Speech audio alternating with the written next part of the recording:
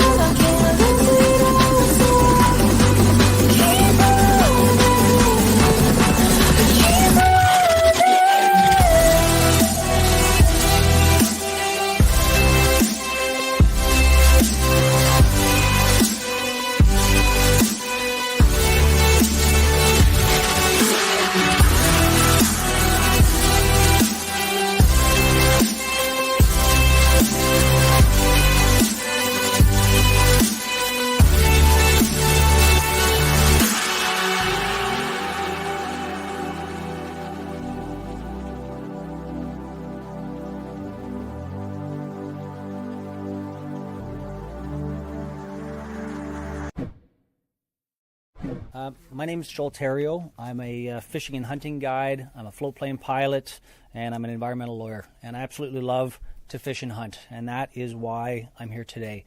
I think that it's natural that when you grow up, you learn to protect what you love. Stop the Spray Ontario has a simple mission, and that is to stop the use of non-essential chemical herbicides being used within Ontario's boreal forests. The issue is happening in the replanting stage, and basically what's happening is that after they do the cutting, the boreal forest has a tendency of regrowing your deciduous vegetation first. So your birch, poplar, raspberries, blueberries, but those are all considered threats to the forestry company who wants a pure conifer plantation. And there we are, Kinsman, live and in person. Here's the gentleman right here. Yes. Nice to meet you guys. Yeah, Thanks for having me. Yeah, thanks for coming in. I'm having deja vu. I feel like I've done that before. You've done that before. It's a Thursday night in downtown Timmins. We are here, Studio 67. And Joel Theriault, you just saw the clip there. No one wants to have anything sprayed. Stop the spray, Ontario. Joel, we just saw a brief clip of your message and you trying to get the word out. So what are we trying to stop here? Yeah, obviously spraying. Well, these are...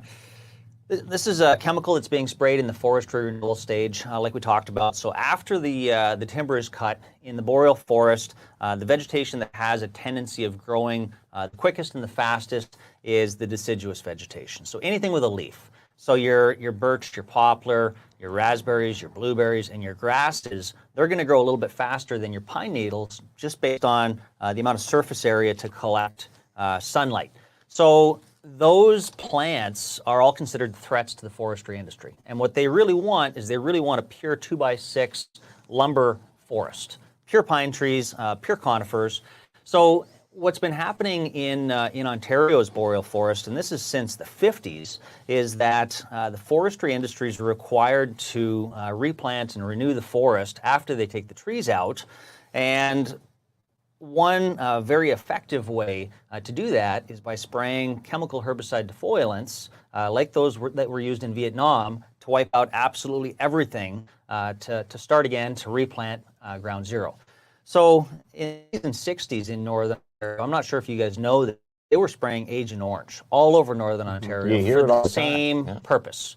And from about 1970 till about 2010, they were spraying 2,4-D, which is half of Agent Orange. The consumers would know it as Killex. So if I had approached the federal government or the provincial government from about 1950 to 1965 and I said, guys, I don't think this Agent Orange is too safe, they'd give me the same responses they're giving me today. Joel, it's approved by the federal government. You don't really know what you're talking about. You're not a scientist. Our scientists say Agent Orange is safe. You're wrong, Joel. But now we know that's not the case. No, people are getting cancer and other health issues with that. Massive problems, massive problems. So then from about 1970 to 2010, it was 2,4-D. That was the chemical herbicide of choice. And again, I would go to the government and I would say, guys, I don't like what I'm seeing out here. I'm seeing the creeks are turning black. I'm seeing a complete lack of wildlife. I'm a float plane pilot, and I can fly for days over these areas and not see a single big game animal. There's something wrong here. And they would tell me, Joel, it's safe. You don't know what you're talking about. And the First Nation communities would come and they'd say, we're finding a lot of moose that have white spots on their livers. Something's wrong here. And they would say to these guys, you guys don't know what you're talking about either. It's safe. But then in about 2010, they pulled Killex off the market, which is 2,4-D, because of the accumulation issues that were happening with that particular chemical. It's half of Agent Orange. Big shocker. And so then in the last 15 years, the big push has been glyphosate as the base product. And consumers know this as Roundup. Now, Roundup is not allowed to be used in your backyard here in Timmins or in the front yards in Toronto because it causes cancer in kids and dogs. But this is the same kind of product that they're spraying all over the bush to wipe out the birch and the poplars and the raspberries and the blueberries to create pure conifer plantations. And so Stop the Spray Ontario is a group that I created a couple of years ago. I've been pushing this issue for more than 20 years. And Stop the Spray Ontario has one simple mission, and it's to end the use of non-essential chemical herbicides from being used within Ontario's boreal forest. Quebec made this change in 2001. 25 years ago. The federal government of Canada did a report in 1999 at the federal government subcommittee level. It was a report called the Boreal Forest at Risk, Competing Realities, and in that report they recommended that all chemical herbicides and pesticides be phased out of the boreal forest as quickly as possible. That's 25 years ago, and Ontario's done nothing. And in Quebec, what they've done since 2001, when they made this illegal and went 100% organic, is they replant right away with larger seedlings, and then they hire locals with brush saws and machetes to knock down some birch and poplar if the deciduous vegetation starts to outcompete the replanted pine trees. So, and life went on. The forestry companies didn't move away. It's about a 1% profit margin difference to renew the forest organically, without the use of these chemicals. And if you really look into where that 1% profit margin comes from, a lot of it is based on government subsidies to make the chemicals cheaper, because the companies like Monsanto are paying the politicians to get elected, and then they do a favor to their buddies, and they, well, we'll make these chemicals a little bit cheaper for you. Right. Wow. So in Ontario, the problem is when it comes time to renewal, I want you to imagine you get a 5-year-old and you tell him to clean his room. And he hems and he haws and he hems and his haws. Well, it's the same thing for the forestry companies. They know they have to replant. They know they have to, renew the forest, but they're super eager to get in there and cut it. They don't want to replant it. So it takes them 5 years. 5 years later, they get back in there. The birch and the poplar trees are 6 feet tall. The foresters wave their hands in the air and they say, "We've never seen this before. We couldn't imagine that these birch and poplar trees would be 5 feet tall. What are we going to do?" Well, the best solution that seems to be the cheapest is to put a bunch of Monsanto's chemicals into helicopters and spray it over everything and kill absolutely everything that doesn't have a pine needle.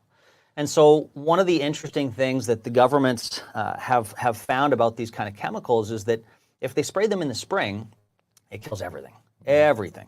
If they spray them in the fall, the conifers are getting ready to go into hibernation and they don't absorb the chemicals. So it kills everything but the conifers. And so the timing is like middle of August until late September. You guys probably have seen some of these signs out in the forests. And a bunch of issues that I have with this spraying. And let's get into one of them, which is just costs. So the justification for the spraying is that it's approved by the federal government, so it must be safe. It's cheapest, and it's not a very big area that we're spraying. So first one, it's approved by the federal government, so it must be safe. So Agent Orange was approved for this purpose. Can't use that anymore, not safe. No. 2,4-D was approved for this purpose. Can't use that anymore, not safe. Glyphosate's being used right now. Monsanto is paying out $11 billion in cancer settlements, just one class act lawsuit in the States in regards to Roundup. So here you got the company making the product paying $11 billion in cancer settlements, and the Ontario government saying, well, it's approved by the federal government, it must be safe. Joel, you don't know what you're talking about. And that court case over there in the States where they're paying $11 billion for cancer, well, that's just the States. It's not really us. We still think it's safe over here. And yes, Mexico is banning it, and yes, there's a lot of European countries that are banning it, but it's not Canada. We still think it's safe. So there's a couple of points that I think are really interesting in regards to this safety part of it, and one of them is, well, first, have you guys gone into the forest in the fall? Have you guys seen these signs? You see signs saying, "Hey, just freshly sprayed," or there's some type of chemical on the berries. Don't eat the berries. That's it. Don't eat the berries. Yeah, or in my camp, don't allow kinsmen to come with no food or drinks, but don't eat the berries. I bring 6 beer and I go home with his 18 and his fridge. Yeah, that's right. That's a good friend. Yeah, that's a good friend. Right? Well, hey. But yes, we have seen the signage. So basically, there's a couple of things in regards to the signage. So we can read the signs. The animals can't read the signs. Right? So the animals are still ingesting the berries, and they're still ingesting the vegetation in these areas which have been sprayed.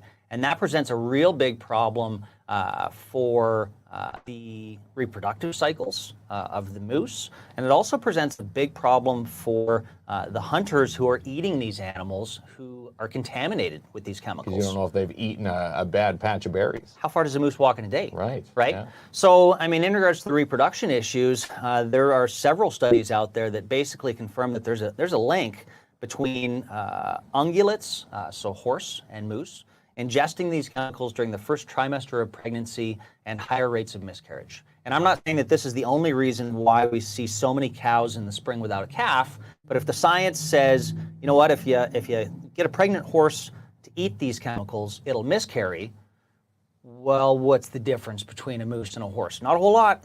Very, very similar biologically. The second one, go ahead. Well, no, I definitely want to let you finish your thought because I have a more general question. But yeah, please continue. Okay. So, I mean, the second issue is in regards to consumption of the wild game by the hunters. So, in an agricultural setting, there is no glyphosate-based herbicide where a farmer can put his cows out in the field, spray them with a bunch of these chemicals, slaughter them, and then send the meat to Walmart for human consumption. There's not one single product approved for that purpose. But that's exactly what's happening in a forestry setting. The bear hunting season and the deer hunting season and the moose hunting season, it's in the fall. It's exactly what spraying is happening.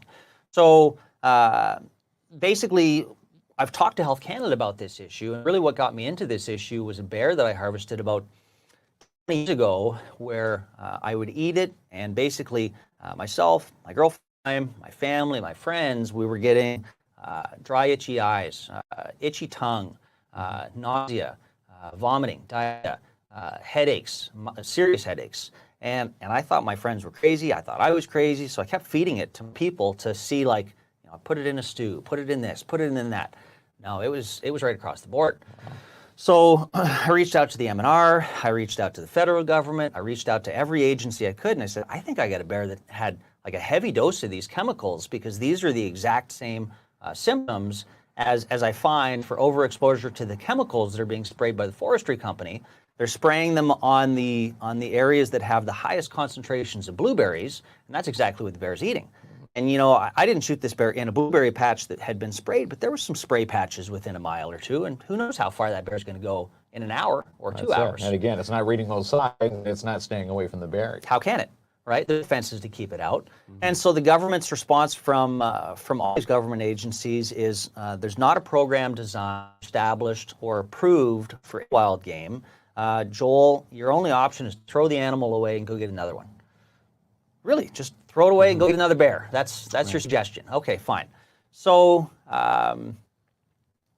just keep in mind that there's no farmer that is able to spray these chemicals directly onto the fields, send his cow out there to go graze, and then immediately slaughter that cow and send it to Walmart for human consumption. That's not allowed. It's completely illegal because of the toxicity levels of the meat, but it's happening in a forestry context for everyone like myself who's out there harvesting wild game. You go shoot a deer, how far did the deer go in a day? We don't really know. Right. The deer seems to be giving me headaches. I think there's something wrong with the deer. There's no testing program available. Oh, that's really unfortunate. And one of the things that comes up, in regards to this issue in a lot of these conversations with the MNR is the issue of cadmium. So I don't know if you guys have seen the regulations or the hunting regulations where they talk about don't eat the moose liver because it might have elevated levels of cadmium. You guys ever seen those kind of notes in the guides? I have not, no. So cadmium is a naturally occurring element, but it's not a good one. It's not one that you want, right. But they never talk about this with beef liver. But presumably it's that the beef are well. But one of the real interesting side effects of spraying the forest with these chemicals is that in that rapid decomposition of the vegetation, it releases cadmium at a super elevated rate. So here the government of Ontario is saying, don't eat the moose liver because it might be super contaminated with some of these chemicals we sprayed, but we think they're fine. So don't really worry about it. I have a question, and I just want to take a sec because I love your expertise on this subject, by the way. It's a great eye-opener. So we live in a country that's approximately 90% forest. That's it. Round and about, right? Especially in Ontario North. Some of the stuff you're telling me it is very shocking because the fact that Canadians are known as outdoors people that love the outdoors, love wildlife, love everything that nature has to offer us, especially in the north. It sounds like to me, the information you're providing us is that we are significantly behind the curveball here when it comes to protecting our wildlife, ensuring that the things that we love, that's important to our country, is not happening. And that's a bit of a shocker. It's a big shocker. It may not be a shocker to you because you're very passionate and expert in the subject, but it's a shocker to me. I would feel as Canadians we would be leading the trend on how to stop this. Yeah.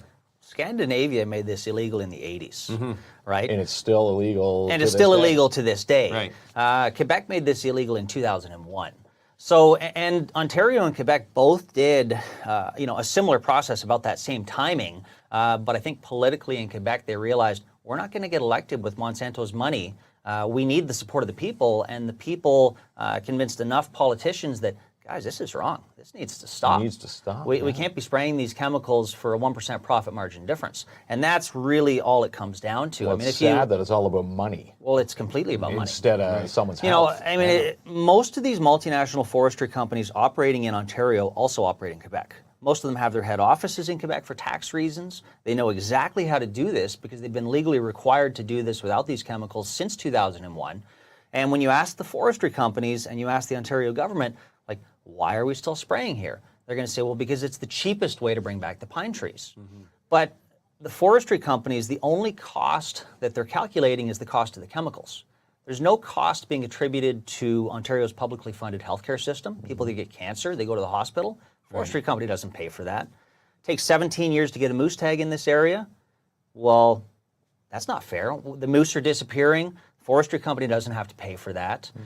These chemicals, once they're sprayed and they get into the water systems, not even the most sophisticated water filtration plants in the province, like Toronto and Ottawa, are capable of removing these chemicals. A city like Timmins or Moosonee, we don't even stand a chance.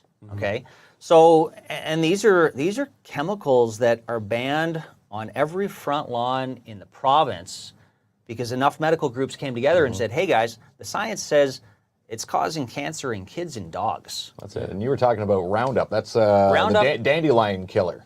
Well, Roundup is a glyphosate-based herbicide. What they're using in a forestry context, it goes under a couple of names, but it's Vision Max, Timberline. But glyphosate is the base ingredient, of these chemical herbicides. So, very, very similar to Roundup, which is completely illegal to be used on your front lawn because it causes cancer. One of the other, parts of this that the Ontario government seems to always bring up is it's such a small area. It's such a small area that we're spraying, it doesn't even matter. And so, you can look at this in a couple of different perspectives, but the number that the Ontario government keeps pushing out is it's only 0.2% of Ontario's managed forests each year. So you got to imagine in the province, there's different types of forests, and we live in the boreal forest, right? So below us, it's more hardwoods, it's more maples and birches, and in that type of forest, those types of trees, they're going to regrow back on their own just fine. And that's about an hour and a half south of Sudbury. And north of us, another hour and a half, it's basically a pure conifer forest. When you get up to Cochrane, it's almost pure spruce trees, right? So we're in this belt where all the spraying is happening. And so if you say, okay, it's 0.2% across the entire province every year, fine, okay. Well, how does that really relate to like the Timmins area? How does that really relate to where I'm at? Well, it works out to 70,000 hectares a year. What does that mean? Well, it's the size of Algonquin Park every decade. That they're spraying and they're converting from a beautiful, pristine, ecologically intact ecosystem that's a mixed forest where it's got some birch and poplar, it's got spruce and pines, and they're spraying it with these chemicals to convert it to pure conifer plantations. They're changing forests and healthy ecosystems into pine tree farms, is what's happening. And it's basically on a rate of Algonquin Park every decade. And it's very, very concentrated right where we're at. So you could say, well, Timmins is only 40,000 people, 50,000 people, and compared to the big picture of Ontario, that might only be 1% of the whole population. So that means every year we can just kill everybody who lives in Timmins and it's not a big deal. Right. Is that the case? It doesn't make sense to me. It doesn't make any sense at all. It doesn't make any sense at all. Not at all, no. So we went to Parliament on Earth Day. We had a bunch of resolutions. We had petitions from Stop the Spray on paper, and then we had a change.org petition as well that you can find if you Google herbicides forestry. If you Google herbicides forestry change.org, You'll find a petition there. It's got about 26,000 signatures on it as well. We brought resolutions and petitions from other groups who are also opposing this. And I'm going to give you a list of a couple of the groups that, that we brought resolutions with. We brought resolutions from North Shore Tribal Council, Serpent River, Garden River, First Nations, Pineland Forest LCC, Matagami First Nation, Foleyet Métis Pathfinders, Matachewan First Nation, Brunswick House First Nation, Mushkegowuk Tribal Council, Chapleau Cree First Nation, Flying Post First Nation, Sierra Club of Canada, Anishinaabe Nation, Temagami First Nation, Ivanhoe Cottagers Association, Greenpeace has a petition that they've done online where they're sending emails to Doug Ford. They sent 35,000 emails to Doug Ford from different people asking for this to stop. Ontario Fur Managers Federation, the Chiefs of Ontario, Tech Elders Group, OGM Vigilance. We've got memos and paperwork from CELA, Canadian Environmental Law Association, Prevent Cancer Now, Safe Food Matters, as well as a local medicine group, a local group of doctors from here in Timmins. And when all of these resolutions are added up, it's 310,000 Ontarians asking the Ontario government for stop it. Yeah, this is madness. It's a big number. Have you? Huge number. I want to ask you a question. So I worked for a company called Tembec for 3.5 years. It's a forestry company. Thought it was a wonderful place to work. And one of the things, at least my own personal experience working at Tembec, is that especially people making the decisions were very passionate about care of the environment. Now, that's my own personal experience working with that organization, and I spent a lot of that time at their head office in Temiskaming. Has anyone from your group had the opportunity to sit down with a CEO or decision maker from one of these forestry companies and tell your story? And if that has happened, what was their response? Yeah. So I'm in the tourism industry. My family runs an operation called Air Ivanhoe. And so I have annual meetings with the Tembecs and Domtars and Green Firsts and you know, whatever they want to call themselves. They change every 2 years, right? So, and at all of these meetings, this issue comes up. And I say, guys, I run bear hunts, and you guys are spraying the blueberry patches that we require for our bear hunts. I run moose hunts. You guys are spraying the fresh growth areas that my moose hunters like to run with. I do trout fishing. These chemicals are falling down into the creeks. It's turning the creek bed black. The trout are all dead. I want you guys to stop. And so the answer is always, well, Joel, it's a 1% profit margin difference, and there's a board of directors overseas, and once a year they make a vote, and the vote goes one of two ways. Guys, raise your hand if you want to give yourself $1 million bonus, and we keep spraying those people in Northern Ontario. Lower your hands if you're willing to take a $1 million no bonus, and we'll do this organically. And these people don't care. It's not their homes. They're not spraying their homes. They're not spraying the money. They go after the money. That's right. Right. So there's nobody that's available that really truly cares. And unfortunately, this is kind of like one of these deals of the Greenbelt reversal that Doug Ford just went through. Of what we really need is we need enough media to pick up the story, to politically embarrass the government enough where they feel like, you know what, Monsanto's going to give us $1 million for the next campaign. But it's not going to be enough because the public is so outraged about this issue that we don't have any choice. We have to stop it. So, no, I've never talked, directly to a CEO for, a Tembec or a Domtar, nor would they be willing to talk to me. But I've talked to lots of the guys underneath. I've talked to several ministers of natural resources, over the years by email, and the response is always, it's approved by the federal government. It must be safe. It's not a very big area that we're talking about spraying. It's only the size of Algonquin Park every decade. And enjoy your chemicals, Joel. Wow. Well, the battle continues, and if you want to find out more and join what I say is an excellent cause. Yeah, an excellent cause. Stop the Spray Ontario. Yeah. Many different passive information online. They do have a Facebook page, Stop the Spray Ontario. Alarming. Very alarming. Of course, because we, like I said, part of what we enjoy in life here in Northern Ontario is our outdoors. We care very passionately about the wildlife. Yeah. And people are starting to get sick. What are they getting sick from? Well, of course, it could very well tie into what we're talking about here. And again, I know, the petition is out there now. We need signatures by May 15th. Is that the deadline to get the signatures in this petition to, the fronts of Parliament? After the petition got presented at Parliament, it was read out by France Gélinas. That's the MPP for the Sudbury district. That's my MPP for the Foleyette region. The government has 24 days to respond. So yeah, about the May 15th timing. So there is a platform called change.org. There's a herbicide petition on there. You can sign it. Those are helpful. I think letters to your MPP and emails to your MPP is also very helpful. The NDP presented this petition, but they are not powerful enough on their own to make any kind of a change. I mean, at the end of it, we need a majority of the provincial government to come together in one and agree to this, which means that somebody's got to be knocking on Doug Ford's doorsteps and be like, hey guys, Doug, we need your help. We know that you want to build highways through the Greenbelt. We know that you want to build a bunch of houses in the Greenbelt to make your buddies a bunch of money. Maybe if there's a way that your buddies can make a bunch of money on this, we can just stop the spraying. So we really need, this needs to be a campaign where all of the political parties all come together on this issue. And truly, the only way that that's going to happen is if there's enough political embarrassment. Yeah. Wow. Well, great. Well, thank you so much. Yeah, I mean, we appreciate that. And I know that the folks that are watching will be very, passionate about learning what you had to say and learning wanting to more. Sign this petition. Yeah, of course. They should. Let's get our We're going names on it. to be at the Timmins Sportsman Show this weekend. Yeah, We've got a Be booth down set there. up there. So come see us at the Timmins Sportsman Show. Grab a petition. We've been putting up highway signs in Northern Ontario in the last 2 years. We've got a 4x8 highway sign in Foleyette. There's one just north of Sudbury on the 144. There's one in Chapleau on the 101. There's about 10 in the Twagamie area.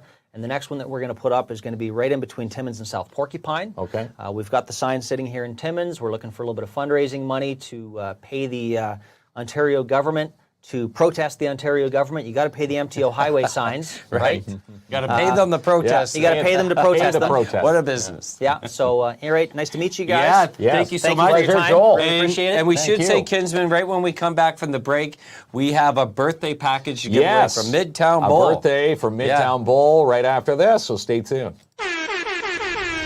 Wilson's Elite Auto Detailing are now your parts and accessory distributors here in the north at 36 Wilson Avenue. Watch this week for your chance to win a $225 spring detail on our KINZ and KLOMP Facebook page. And Timmins Decorating Center is your one-stop shop here in the city. An exclusive Benjamin Moore paint dealer with premium products for all products. Check out their beautiful new showroom located 1185 Riverside Drive. To curb your sweet tooth in the city, it's Sweet Freeze Timmins, located at 175 3rd Ave. Shop them online at sweetfreeze.ca. And put a team in now for the IG Wealth Management Walk for Alzheimer's, coming up Saturday, May 25th at Hollinger Park. Who will you walk for? And are you signed up for Timmins Little League Baseball? Spots are filling up quickly, so sign up as soon as possible. Visit them now, timminslittleleague.ca. It's still time to get a ticket for Magic Men Australia for Saturday, June 15th at the Mac Ballroom. Tickets available now through Eventbrite. And nominate a nonprofit now for Week 4 for Love for Your Nonprofits. Thanks to the Schumacher Lions Club and Sebastian Vermette Insurance and Financial Limited.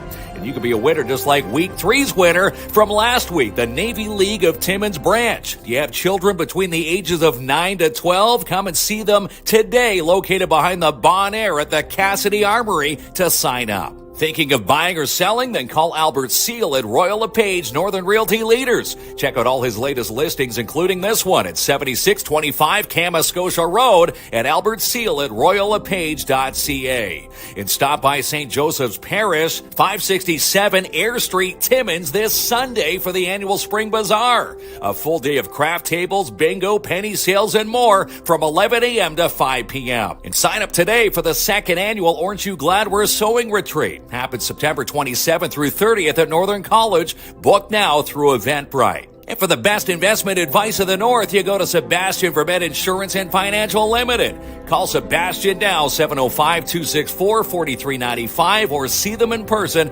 239 Wilson Avenue. And Rubino's Petro Can now rents bins in the 8, 15, and 30-yard sizes. Perfect for your next reno job. Call Frank Rubino now for your free quote, 705-288-8027. Need security? Then call Matagami Security Solutions, locally owned and operated. Email Lilit today, contact at MatagamiSecuritySolutions.ca.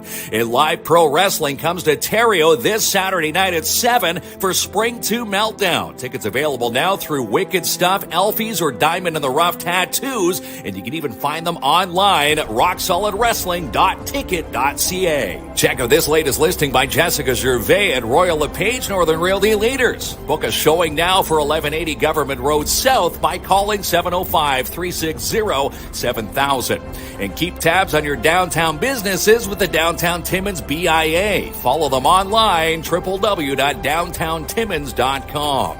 And book your spring clean, carpet clean, and strip and wax jobs for your commercial units today with DAP Cleaning Solutions. Call Andrew N for your free quote, 705-465-3500. Get your tickets now for Rock of the River, July 18th, 19th, and 20th. But don't wait, because VIP tickets for Friday night's Bret Michaels and Dee Snider night have completely sold out.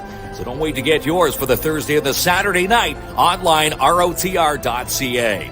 And for Vegas-style games and more, it's Jackpot Time Timmins. Open 7 days a week, 9 a.m. to 2 a.m., located at 251 First Avenue.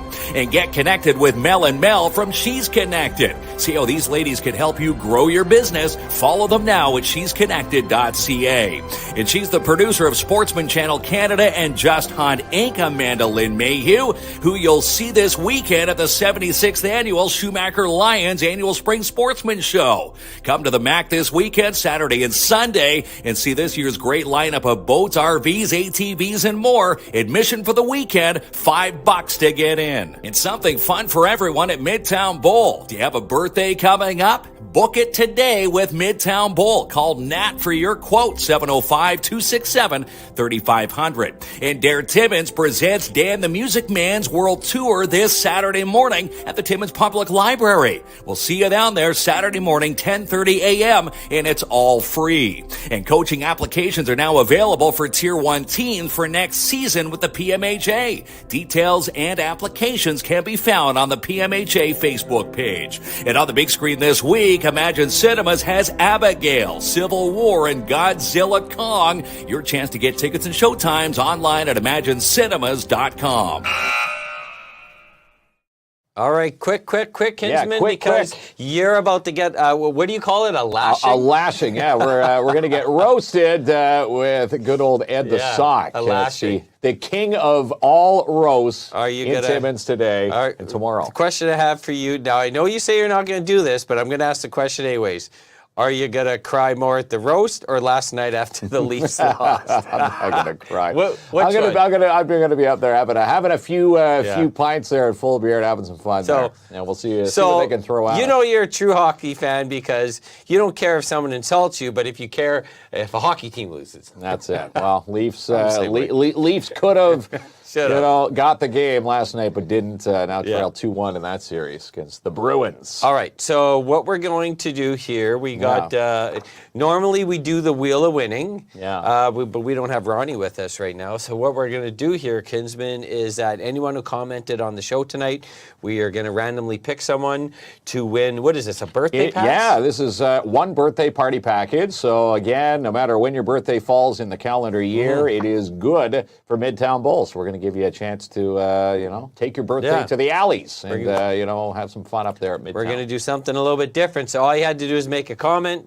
randomly pick someone. Say hi to us. Wish us well at the roast that's coming up within 20 minutes from now. Uh-oh. Yeah, we're headed to Full Beard. And again, tickets, if you want to go see us at the roast, we're going to be headed down the street there, Full Beard. Right at the door. At the door. And we should say that Ed the Sock, I don't know if you've seen the video from today, but he called us a kid's puppet show. A kid's puppet show. Who looks more like a puppet, me or you, or maybe both of us? Well, maybe it's both of us. But we're gonna go. We're gonna talk to the king puppet, Ed the Sock. Yeah. The king puppet. The king puppet. All right, we got about. Are we walking or driving? Yeah, I think. Well, I don't know. We might be driving down there. Are we taking your car or mine? 2 blocks away. yeah, it's not that far. All right. Hopefully we see you at the roast. Yeah, we'll see you at the roast. Don't be crying. I'm so done.